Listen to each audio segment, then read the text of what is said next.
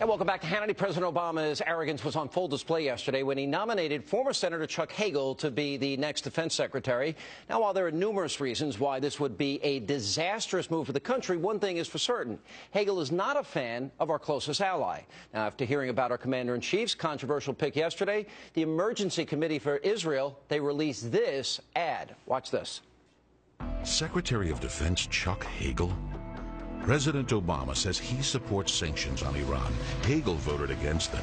Hagel voted against labeling Iran's Revolutionary Guard a terrorist group. And while President Obama says all options are on the table for preventing a nuclear Iran, Hagel says military action is not a viable, feasible, responsible option. President Obama, for Secretary of Defense, Chuck Hagel is not a responsible option. Joining me now, a rising star in the Republican Party who has already come out and voiced his opposition to Hagel's nomination, Texas Senator in studio, Ted Cruz. How are you, sir? Sean, congrats on your big victory. Thank you. It's great to be here. Well, it's great to have you. What about his inability to name terrorist groups for what they are? It's really remarkable. You know, that ad, I think, highlighted a number of the aspects of Senator Hagel's record that are most troubling.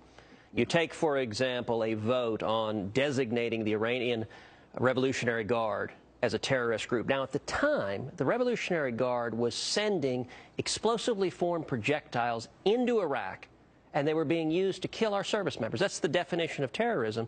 And it makes one wonder, if they are not terrorists, who is? Well, it's not only them. It's Hezbollah, Yasser Arafat, the Fatah at the time, Hamas.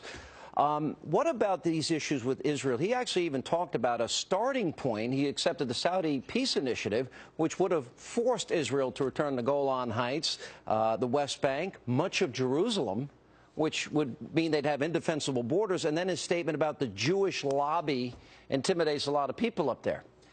You look at Chuck Hagel's record, and it places him on the outer fringe in terms of his views of national security. In fact, the Washington Post describes him as at, quote, near the fringe of the Senate. Now, this is a man who served honorably for his nation. He was wounded defending his nation. I respect him personally, but his views are not in the mainstream, and I don't think they'd serve this nation well leading the Department of Defense. Well, then we have the announcement of Brennan for CIA, and Brennan is a guy that said jihad is a legitimate tenet of Islam. Jihad, holy war, we all interpret it to be what it is, terrorism against Westerners? You know, there's a pattern here, Sean, which is I think the president has drunk the Kool-Aid. He was reelected, and at this point, he thinks he can do nothing wrong. He went through the fiscal cliff. He got exactly what he wanted in the fiscal cliff. And you take the Hagel nomination, for example. They floated this trial balloon for several weeks, and you saw a number of Republicans come out against it. You saw crickets chirping among Democrat senators. Typically, one floats a trial balloon to get a sense of support. It was clear there was strong bipartisan opposition to Chuck Hagel, and President Obama decided he didn't care. He was going to force it through and pick this fight because I think politically he thinks he can pick any fight he wants. It is interesting now because see, the president definitely is showing that arrogance. I totally agree with you. All right, you said something the other day I was really glad you said. I think the Republicans were weak when it came to the fiscal cliff. I think they have a lot more leverage now over the debt ceiling. Yep. So my question to you, you said they should be willing to shut the government down. Not all functions of the government. Right. What would you shut down, and do you think your fellow Republicans will do that? Well, I hope we stand strong. I mean, the reason we got a lousy deal with the fiscal cliff is that President Obama had the leverage. Because when you got divided government, whoever owns the default, whoever wins if nothing is done, is in the strongest position. And Obama was in a strong position there because if nothing was done, taxes were raised on every American taxpayer. With respect to the debt ceiling, we have the default. If fiscal conservatives stand together, we can force some substantive reforms, some pro-growth reforms, and if not, the effect is not a default, and Obama's going to say that over and over and over again, and we've got to be very clear, it's not a default. We should always, always, always pay our debts.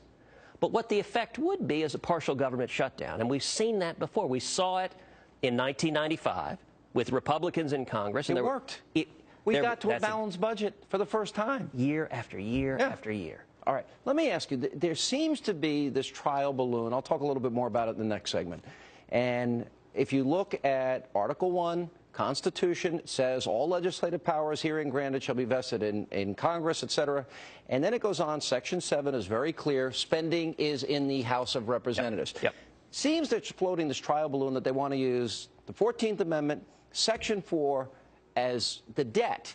Why constitutionally, and you're an authority, is that it's never been tried before. We've never had debt like this before either. But if he tries to circumvent the House of Representatives' constitutional authority, what will that mean?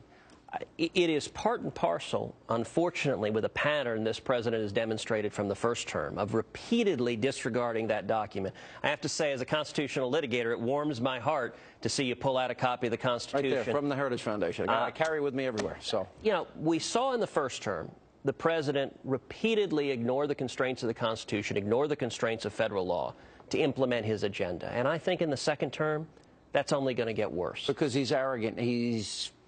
After the fiscal cliff, after the re-election, he doesn't have to worry about election again. And, you know, and I'll tell you what, liberals should be concerned about this. If you're on the left, you shouldn't like an imperial president, a Nixonian president that disregards Congress. Congress is a democratic check on the president, and yet it seems the left is absolutely silent. Well, you're a breath of fresh air in the Senate. We certainly are happy you're there. And as a conservative, thank you for being with us, and hope you'll come on the program often. Good to see you. Good to see you, Sean. Thanks for having me.